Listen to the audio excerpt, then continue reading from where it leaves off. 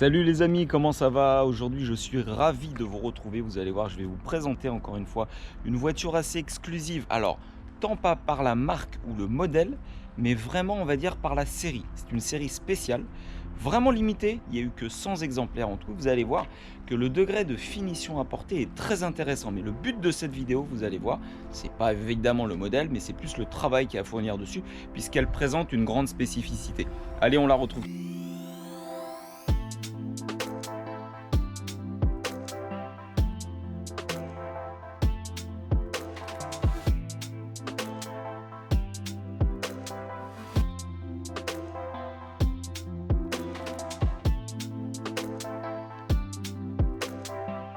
Amis Porsches, vous l'avez sans doute reconnu, il s'agit donc d'une Porsche 911 type 991 phase 2, Targa pour le toit spécifique, en motorisation 4S, donc la version la plus poussée sur les moteurs conventionnels, mais il s'agit d'une finition exclusive manufacture. Design Edition, vous allez voir exactement les spécificités du modèle. Alors dans un premier temps, qu'est-ce qu'on peut remarquer? Eh bien, c'est la teinte exclusive qui rappelle en fait un modèle historique chez Porsche. Il s'agit du bleu Etna, avec notamment, vous voyez, les strippings, donc les bandes Porsche dans une teinte dorée que reprend les jantes en 20 pouces. Cette finition donc satinée dorée vraiment exclusive et très sympa, je dois dire. Je ne sais pas ce que vous en pensez, mais moi je trouve ça très sympa. Alors le Targa, vous connaissez, hein, ce n'est pas quelque chose qui est exclusif à ce modèle. C'est un modèle, la Targa, qui existe sur cette version-là, la 991. Mais vous pouvez remarquer que sur cette finition Targa Exclusive Manufacture, vous allez voir que les lettrages, par exemple Targa, reprennent la teinte de la carrosserie. Mais c'est pas fini, il y a plusieurs autres choses qui sont exclusives au modèle. Par exemple, le lettrage ici, avec donc la teinte ton caisse. Alors c'est une option que vous pouvez prendre, mais là c'est d'office inclus. Et alors si je regarde encore un peu plus en détail, on remarque tout de suite sur les seuils de porte, donc la finition Exclusive Design Edition, avec un full cuir intérieur, mais alors absolument splendide. Regardez, on a du cuir absolument partout, avec donc des surpiqûres contrastées magnifiques. La finition ici Barmeister, donc avec le système audio de très haute qualité. On a du cuir même sur la console du volant là, mais vraiment absolument partout. Sur les ailettes, hein, ce qui est quand même assez exclusif. On retrouve aussi donc la spécificité donc du modèle sur la coudoir, donc en estampage, l'estampage Porsche sur les appuis-têtes. Et on retrouve aussi, vous pouvez le voir ici, donc le Porsche Exclusive Manufacture, juste sur, donc au-dessus de la boîte à gants. Donc voilà, une finition vraiment superbe, les amis. Je ne sais pas ce que vous en pensez, moi je suis assez fan. Alors la couleur, on peut aimer, on ne peut ne pas aimer bien sûr, mais par contre, elle ne laisse pas indifférente. Donc il s'agit d'un des 100 exemplaires de Porsche 911 Targa 4S Exclusive Manufacture. Alors cette Exclusive Design Edition, je vous disais, elle présente une spécificité, vous l'avez peut-être remarqué ou pas, je vais vous le dire, le véhicule est intégralement filmé.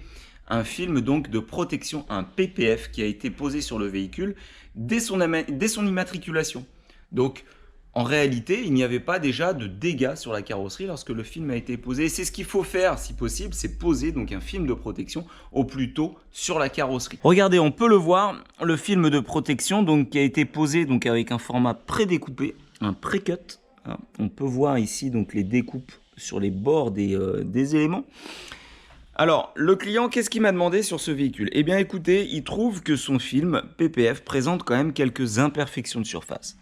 Quelques petites fines micro-rayures et présente quand même un léger jaunissement de surface. Donc ça ne lui plaît pas forcément, tout du moins en termes de brillance. On peut le remarquer ici, hein, regardez par exemple sur la coque de rétroviseur, sur la partie filmée à gauche et sur la partie à droite qui n'est pas filmée. On se rend compte que le bleu Etna ici est beaucoup plus puissant, beaucoup plus profond. Ici, on voit que le film apporte un léger jaunissement à la teinte, donc ce n'est pas ce qu'il y a de plus joli. Donc il m'a demandé de pouvoir faire le maximum pour pouvoir essayer de rattraper le film en l'état, puisque lui était initialement parti pour tout retirer et tout reposer, mais bon, ce sont quand même des budgets assez considérables, et il m'a demandé de faire le maximum pour pouvoir essayer de rattraper le film existant. Alors dans des cas comme celui-ci, il existe des composés spécifiques abrasifs, donc des polishes, pour les PPF, pour pouvoir ramener un petit peu à la vie les PPF, pour corriger quelques imperfections. Mais le problème de cette base-là, c'est qu'on ne peut pas la corriger de la même manière qu'un vernis traditionnel. On ne peut pas utiliser des abrasifs trop puissants, des pads trop durs, au risque de définitivement détériorer le film en surface, de le brûler, et ça serait irrémédiable. Donc le tout étant d'arriver en gros à trouver la bonne combinaison suffisamment agressive, efficace pour retirer ce voile un petit peu d'oxydation, les légers défauts de surface, les fines micro-rayures que vous avez pu voir, les traces de fientes, éventuellement les voiles de moucherons sur la face avant, et derrière, bien entendu, application d'un traitement céramique spécifique pour le PPF. Ça, le client me l'a demandé et ça permettra encore d'apporter une touche de brillance supplémentaire. Voilà. Autre point que le client m'a demandé sur cette voiture, le traitement en démontage des roues intégrales. Alors, il s'agit de roues 20 pouces en finition, je vous l'ai dit, satinée, finition dorée vraiment superbe, mais ô combien fragile. Donc là, on va refaire un petit point sur comment préparer au mieux ces roues-là, et notamment les traiter en céramique haute température. Je ne vais pas non plus développer au maximum là-dessus, puisqu'on l'a déjà vu sur d'autres vidéos. Si vous ne l'avez pas vu, regardez la vidéo sur la Porsche 911 GT3 RS, j'en parle à plusieurs reprises. Mais voilà, il m'a demandé ce travail-là, le rattrapage du PPF, la céramique sur le PPF et le traitement en céramique des plastiques extérieurs. Un beau programme, je vais me faire plaisir, j'espère que ça va vous plaire.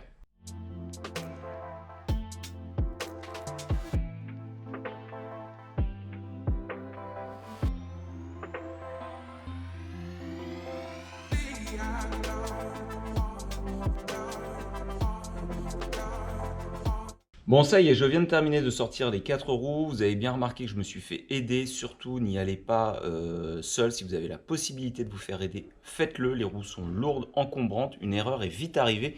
Et sur ces jantes-là, on n'a pas envie de les repayer ou de les refaire. Ça, je vous le garantis. Donc, du coup, voilà, vaut mieux prévenir que guérir. Ensuite, le client m'ayant commandé donc une prestation complète sur les roues, il est évident qu'on va traiter l'intérieur et l'extérieur. Pour l'intérieur, comme il s'agit d'une finition satinée, je vous l'ai dit, on ne les polit pas. Vous n'allez surtout pas polir l'intérieur ou même l'extérieur d'une roue qui est satinée, voire mate. Vous allez la rendre brillante définitivement et c'est irrécupérable. En revanche, on va procéder à une décontamination chimique poussée. Pour ce faire, on va utiliser donc un décontaminant ferreux. Là, j'ai choisi l'Ironizer de Fictech que j'aime bien sur cette surface-là mate. Et derrière, on va utiliser aussi un anti-goudron, puisque ça, du goudron, de toute façon, vous allez en retrouver sur vos roues et vous pouvez l'utiliser sur une finition mate sans aucun problème. Donc ça va être les deux produits qui vont vous être utiles pour pouvoir décontaminer parfaitement votre roue. Ensuite, vous allez appliquer une solution dégraissante à base d'alcool isopropylique avant d'appliquer votre traitement céramique. Et là, il faut vous poser la question de quel traitement vous allez pouvoir poser sur ce revêtement-là. Il en existe plusieurs des traitements céramiques pour les roues, aucun problème. En revanche, rappelez-vous, il s'agit d'une finition satinée. Alors, on pourrait en gros traiter les roues avec un traitement céramique spécifique pour les véhicules mat par exemple, ou pour les surfaces mat. Par exemple, celui-ci de la marque Giant qui est très bien, hein, le maté, mais la durabilité n'est pas foudroyante hein, sur ces revêtements-là. Donc, je vais quand même privilégier un traitement céramique spécifique pour les roues, en l'occurrence le rim de Giant, au détriment peut-être du côté full mat du rendu. On va avoir un très léger côté satiné. Rappelez-vous, j'avais parlé de la même chose sur la 911 GT3 RS que j'avais traité sur la vidéo en 3 épisodes, dans la 3e partie. Pourquoi? Parce que je veux le maximum de protection sur ces jantes-là. Je veux éviter que les poussières de plaquettes, le goudron et les contaminants divers ne se réincrustent en profondeur dans ces finitions-là. Voilà, donc je vais privilégier la protection au rendu. Mais vous allez voir, on ne va pas les rendre brillantes, ça sera vraiment un tout petit peu plus satiné qu'à l'origine.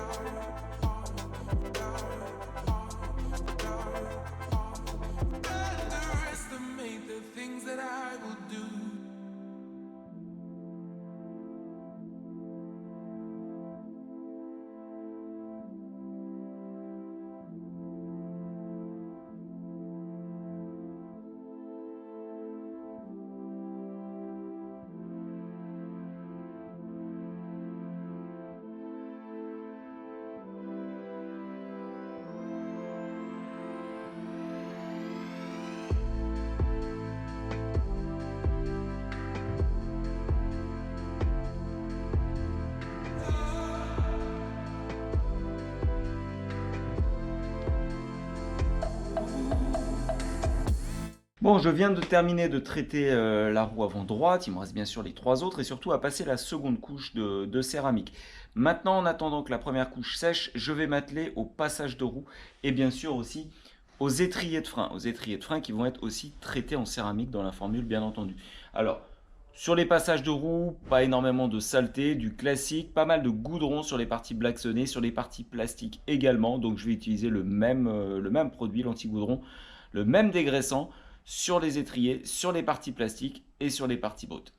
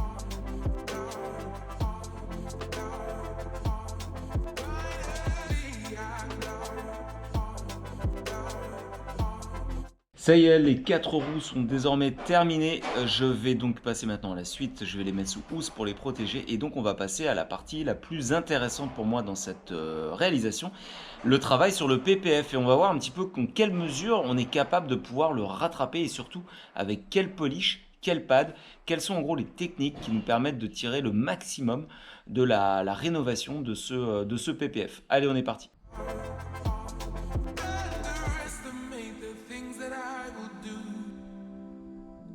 Pour tenter de rattraper ce PPF, j'ai pas 10 000 solutions. À la main, c'est impossible. Il y a un test que j'ai effectué qui ne fonctionne pas, c'est de le chauffer au décapeur thermique. Vous savez qu'il y a certains PPF qui sont thermocicatrisants, c'est-à-dire que sous une forte source de chaleur, comme un décapeur thermique, un sèche-cheveux ou même en plein soleil, les fines micro-rayures peuvent cicatriser. Là, ça n'est pas le cas. Donc, du coup, il me reste à travailler ce PPF avec des abrasifs dédiés. Et en l'occurrence, je vais utiliser celui-ci.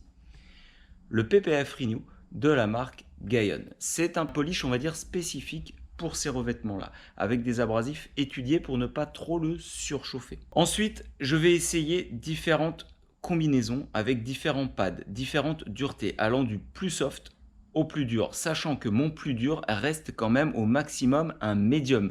N'y allez pas avec un pad hyper dur, vous risqueriez fatalement de le surchauffer. Voilà. Et on va voir un petit peu ce que ça donne. On travaillera de toute façon à la machine orbitale et uniquement orbitale, surtout pas à la machine rotative qui créerait beaucoup trop de chaleur en surface.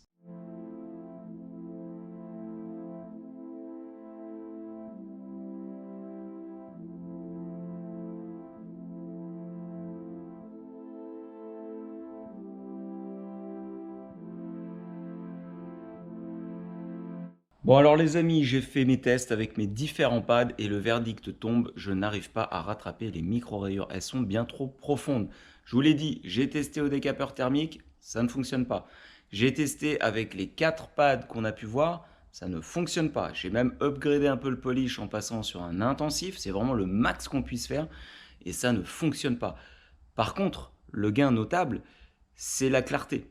Le film apparaît comme étant beaucoup plus brillant, beaucoup plus cristallin. Et ça, c'est déjà un gros plus. Regardez, j'ai enlevé donc le scotch sur le 50-50. La partie droite filmée apparaît comme étant beaucoup plus jaune que la partie gauche. On voit que le film est beaucoup plus donc cristallin, beaucoup plus brillant. Et ça sera de toute façon la seule et unique amélioration que je pourrais tirer de ce film sur ce véhicule. Alors ça, ce n'est pas non plus une généralité, ce que je rencontre comme problème sur ce film. Tout dépend de la qualité du film qui a été posé. Et ça, je n'ai aucune idée de la marque du film qui a été utilisé sur le véhicule. Aucune idée. Le premier propriétaire avait fait filmer ce véhicule-là, je vous l'ai dit, dès sa première immatriculation, dès ses premiers tours de roue. Le propriétaire actuel l'a acheté d'occasion, donc il ne sait pas exactement quel type de film ou quelle même entreprise a pu poser le film. Donc il n'y a pas forcément de retour d'expérience là-dessus. En revanche, ce qui est certain, c'est que les films que moi je peux faire poser par exemple, et les grandes références que l'on connaît, du XPEL, Suntex, Tech et autres, sont des films qui sont thermocicatrisants. Et donc en l'occurrence, sur des fines rayures comme celle-ci, on pourrait les ravoir. Là, ça ne fonctionne pas et pourtant j'ai chauffé. Donc ça, c'est plus un problème lié à la qualité du film. Voilà, pour autant, ce qu'il faut que vous ayez en tête aussi sur un film PPF, c'est de ne pas se dire que c'est un bouclier contre tout, donc on s'en moque de l'entretien futur. Non, absolument pas. Quand on filme un véhicule, derrière, ce que je recommande à chaque fois, déjà, c'est d'appliquer un traitement céramique pour bloquer la porosité du film et éviter que les contaminants ne s'incrustent trop. Puis derrière, c'est un entretien régulier. Si vous avez des moucherons sur un bloc avant, essuyez-les, nettoyez-les. Ne vous dites pas que de toute façon le film fera tout. Ça ne vous dispense pas d'utiliser des bons accessoires, un bon gant de lavage, une bonne microfibre de séchage pour pouvoir éviter de rayer ou de micro-rayer votre film. Gardez en tête que les préceptes que vous avez sur le detailing sur un véhicule en peinture vernie doivent rester les mêmes sur un PPF. Ok, vous aurez la protection contre le gravillonnage et tout ça avec le PPF, mais ça ne vous dispense pas d'observer quelques règles de bon entretien. Voilà, le capot, vous avez quand même pu voir une amélioration. Moi, j'ai beaucoup de travail qui m'attend, donc ce que je vous propose, c'est qu'on se retrouve à la fin quand j'aurai vraiment terminé la passe complète sur le véhicule. À mon avis, le PPF reprendra vraiment de sa splendeur.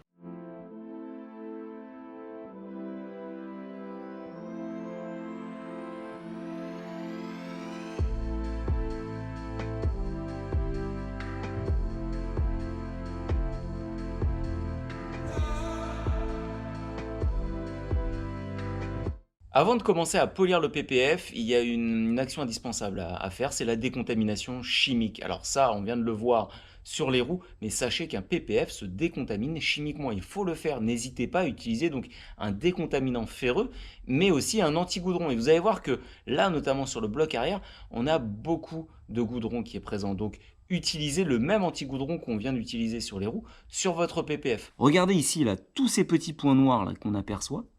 Alors, ce n'est pas de la contamination ferreuse, il s'agit de goudron, vous voyez. C'est quelque chose que vous pouvez sentir directement à l'ongle. Donc tout ça, tous ces points noirs là, avant de commencer à polir, il faut les supprimer.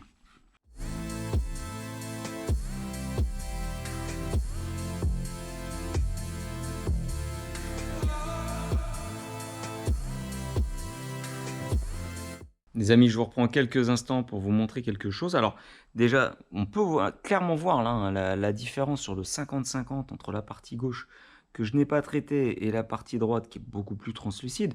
Ça se voit encore mieux en lumière indirecte en réalité. Quand il n'y a plus le spot, alors c'est compliqué à la caméra, mais je peux vous garantir qu'on voit clairement la démarcation. Le côté gauche est beaucoup plus jaune par rapport au côté droit. Bref, c'est pas tant ça que je voulais vous montrer, c'était plus que ce produit que j'utilise depuis tout à l'heure, le PPF Renew, donc le fameux polish qui me permet de retrouver beaucoup de clarté, et bien il a une particularité qui est intéressante, c'est qu'il laisse aussi une fine protection. Regardez, j'utilise donc l'alcool, le PrEP, de la même marque. Si je le vaporise sur la zone à gauche, il ne se passe pas grand chose. Alors que si je le vaporise sur la partie droite, on voit que ça forme 2 mini gouttelettes.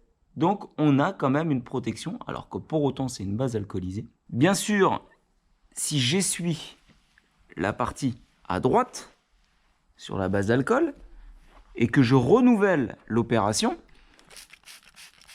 là, il n'y a plus rien. Voilà. Ça veut dire quoi? Ça veut dire que vous pouvez utiliser uniquement PPF Renew en phase donc correction du film, en autorisant aussi une légère protection. Ou alors, si vous ne voulez pas bénéficier de cette protection-là, supprimez-la avec une solution à base d'alcool. Et ensuite, enchaînez avec votre véritable protection céramique durable. C'est bien entendu ce que je vais faire. Et voilà, je viens de terminer le polissage du PPF de la Targa. Regardez, elle est superbe à présent. Là, ça lui a donné vraiment un franc coup de jeune au PPF. Il paraissait un tout petit peu terne, si j'ose dire. Et là, du coup, on retrouve pas mal de brillance. Et encore, les amis, j'ai pas posé le traitement céramique. Du coup, ça me permet d'embrayer justement sur la partie traitement céramique. Donc, vous savez que sur ce type de matériau, on ne peut pas utiliser tout et n'importe quoi. Donc, du coup, il va falloir que je me pose les bonnes questions et que je me décide sur tous les traitements céramiques actuellement qui existent, lequel sera le mieux adapté à cette teinte qui est encore une fois superbe et que je voudrais encore vraiment mettre en valeur. Mais avant d'appliquer le traitement céramique, j'aime bien d'abord faire toutes mes finitions. Comme ça, si je déborde un petit peu, notamment au niveau du traitement des joints, des plastiques et autres, je peux dégraisser le tout sans agresser le traitement céramique si je l'avais mis déjà sur la carrosserie. Donc le traitement céramique sur le PPF interviendra à la toute fin. Là, je vais me concentrer sur les parties plastiques, les joints, les échappements, sur aussi tout le compartiment du coffre avant en plastique. Je le trouve un petit peu terne avec des traces de calcaire et autres. Je vais démonter ces éléments-là pour les nettoyer en profondeur et les traiter. Voilà, il me restera ensuite un petit dépoussiérage intérieur, rien ne m'a été demandé sur l'intérieur, les vitres et enfin j'appliquerai le traitement céramique.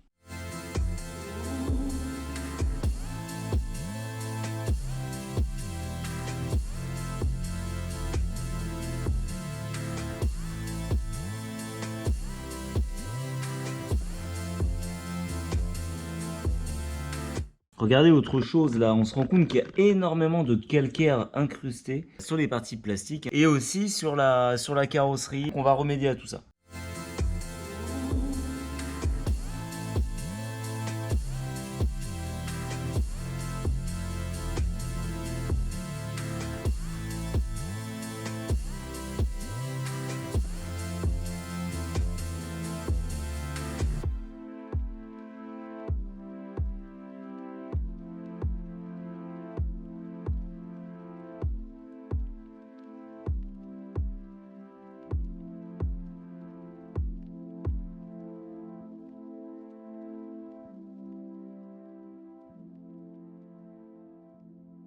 Et les amis, je vous retrouve donc pour la dernière ligne droite, la pose des coatings. Ça y est, j'ai terminé, il ne me reste plus que cette étape-là.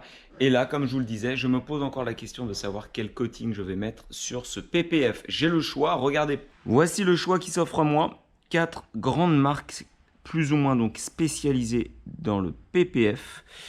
On a dans un premier temps donc le Carlift Wrap en version Bright, donc pour les PPF brillants, le PPF tout simplement de chez Gaillon, le skin de son homologue coréen donc Carpro et enfin le modèle Halo de chez G-Technique. Alors ce sont 4 très bonnes références que j'ai pu tester.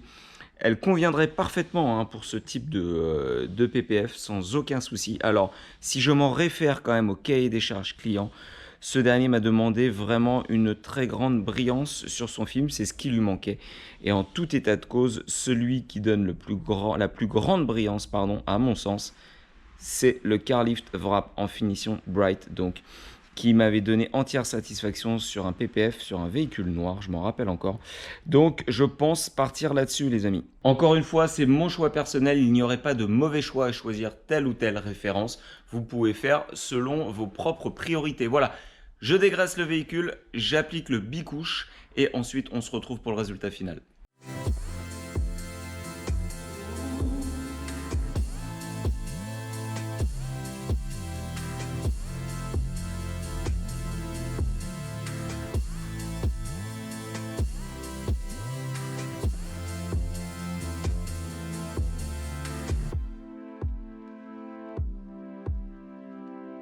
J'ai terminé le traitement sur la voiture. Écoutez, je vous attendais pour la dernière chose qui est donc retirer les caches des roues. Et là, on va se faire plaisir parce qu'on va la découvrir sous son plus beau jour. Vous allez voir dans quelques instants, elle est magnifique.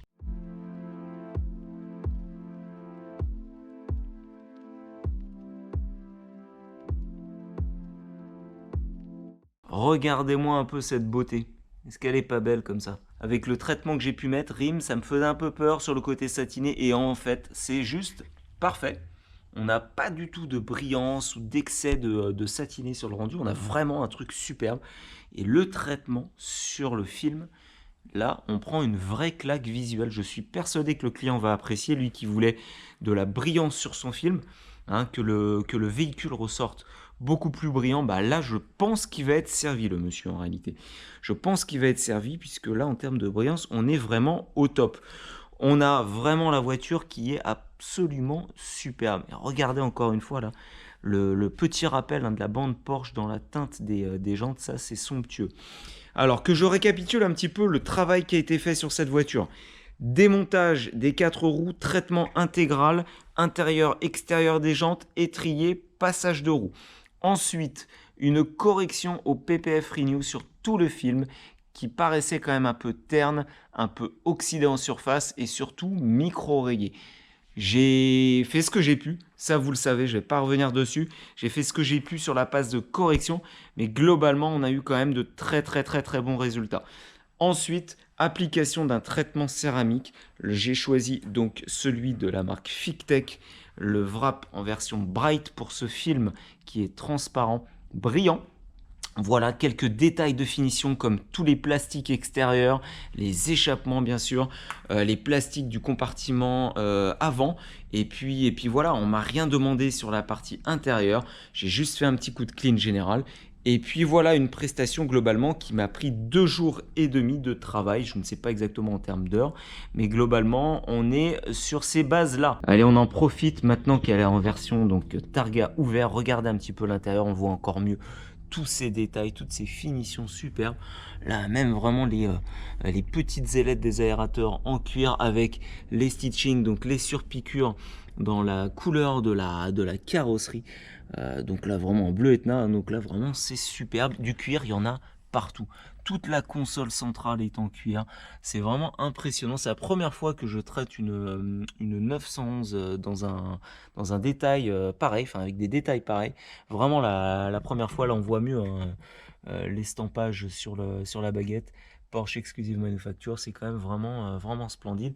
Et puis aussi, petit détail qui tue, les tapis arrière. Les tapis avant ont été remplacés par des tapis conventionnels que vous pouvez trouver en accessoire chez Porsche pour, à mon avis, ne pas trop salir ceux à l'avant. Mais regardez un petit peu le gançage de cuir extérieur avec les surpiqûres, l'épaisseur même de la moquette, vous pouvez difficilement apprécier, mais je peux vous garantir qu'ils sont extrêmement épais. Là, c'est vraiment du très haut standing. Allez, petite conclusion personnelle comme à mon habitude. Écoutez, globalement, moi je suis très content d'avoir pu traiter ce véhicule. J'apprécie énormément les Porsche, les 911, vous le savez, mais en l'occurrence c'était la première fois que je traitais une 991 Targa. Ouais, la toute première fois, hormis un nettoyage intérieur que j'avais pu faire, mais je vais dire que ça compte pas. Mais là, pour le coup, c'était un traitement intégral, donc la première fois, donc j'ai beaucoup apprécié. Surtout sur cet exemplaire qui est très exclusif, vous l'avez compris, hein, on a vraiment un détail de finition superbe, donc ça fait plaisir. J'accorde aussi beaucoup d'importance, moi, à la finition intérieure d'un véhicule, encore plus que la motorisation ou que le côté sportif général. Vraiment, la finition intérieure, c'est quelque chose qui m'importe énormément. Donc là, ça a été vraiment très intéressant pour moi de traiter ce véhicule. Un tout petit peu frustré quand même de ne pas avoir pu aller vraiment très loin sur la correction des micro-défauts. On voit vraiment les limites, hein, sur le PPF à ce moment-là. On ne peut pas tout avoir et c'est pour ça que j'ai voulu cette vidéo. C'était pour vous montrer véritablement que le PPF c'est une chose, oui, mais la protection céramique par-dessus c'en est une autre pour éviter d'avoir des incrustations qui seraient vraiment compliquées à rattraper. Évidemment, un PPF ne vous dispense pas de prendre soin de votre véhicule derrière avec des bonnes techniques de lavage, des bons accessoires pour éviter au maximum de micro-rayés la base. Voilà, c'est vraiment, hein, pour ça que j'ai voulu cette vidéo-là. Et puis globalement, encore une fois, très satisfait des traitements PPF sur le rendu de ce matériau vraiment spécifique. On a vraiment un résultat splendide. Voilà, en tout cas, j'espère que cette vidéo vous a plu. N'hésitez pas à réagir à la fois sur la voiture, sur le travail. J'espère que ça a pu éclairer pas mal d'entre vous sur ce qu'on pouvait faire sur un PPF, les avantages, les limites aussi de ce matériau-là. Et puis en tout cas, en ce qui nous concerne, on se retrouve très vite pour de nouveaux projets. En attendant, je vous souhaite un bon detailing à tous et à très bientôt sur de nouvelles vidéos. Ciao les amis.